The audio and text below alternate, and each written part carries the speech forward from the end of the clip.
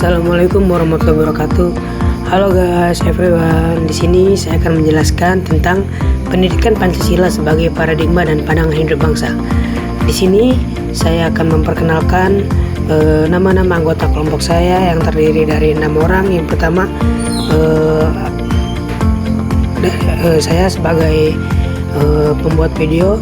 Yang pertama ada Melandri, Larasati Nurpijana, Lulu Salsabila, Intan Yagunasa, Muhammad Bambang Yudhistira, dan yang terakhir ada Muhammad dari Sukmowo.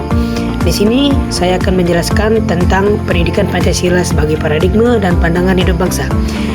Yaitu Pancasila adalah ideologi dan falsafah hidup bangsa Indonesia.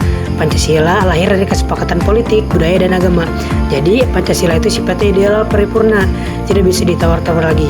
Keberadaan Pancasila memberikan nilai mengenai pentingnya keanekaragaman di Indonesia. Keragaman agama terutama harus disikapi dengan terbuka, saling toleran, dan menjaga kerukunan.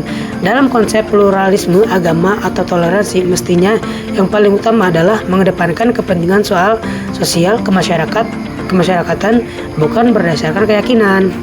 Nah, di sini ada dua latar belakang. Yang pertama ada Pancasila adalah ideologi dan filsafat yang tadi saya sampaikan. Yang kedua adalah dalam konteks konflik umat beragama, Pancasila dapat menjadi solusi dengan mendorong toleransi antar umat beragama, menghormati perbedaan, dan mempromosikan perdamaian. Dengan memegang teguh nilai-nilai Pancasila, masyarakat Indonesia dapat lebih mudah menyelesaikan konflik yang berpotensi merusak kerukunan antar umat beragama.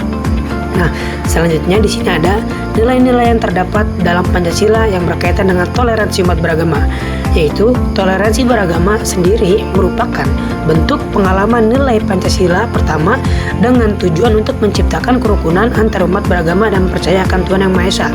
Arah dari toleransi ini juga bisa dikategorikan dalam pengamalan nilai Pancasila kedua yang menjunjung tinggi hak asasi manusia. Dalam hal ini, manusia diberikan kebebasan dalam memeluk agamanya masing-masing tanpa mendapat paksaan dari orang lain. Nah, di sini saya akan menjelaskan beberapa hal yang menyebabkan kasus intoleran. Yang pertama, ada kurang pahamnya masyarakat dengan prinsip-prinsip Pancasila. Yang kedua, ada pengalaman sila pertama Pancasila sebelum dihayati secara menyeluruh. Yang ketiga, ada kualitas pendidikan. Yang keempat, politisasi agama.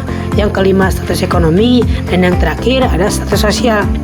Nah, di sini ada arti dari sila-sila dalam Pancasila dalam sudut pandang toleransi umat beragama.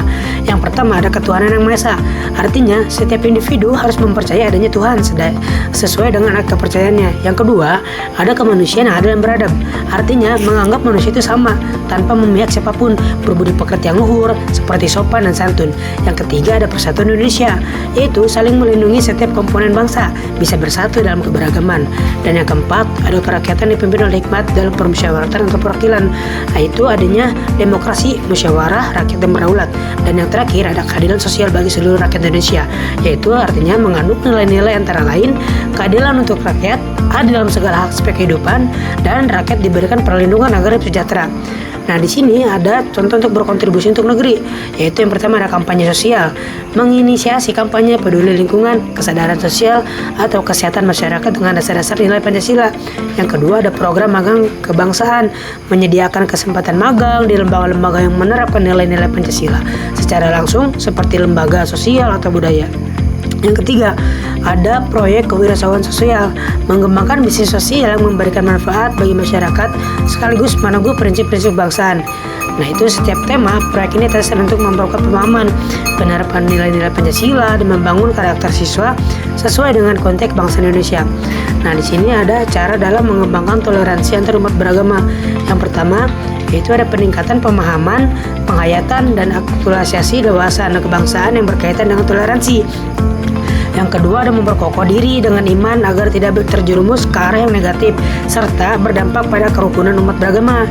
Yang ketiga ada meningkatkan kerukunan serta rasa kekeluargaan antar pemeluk agama.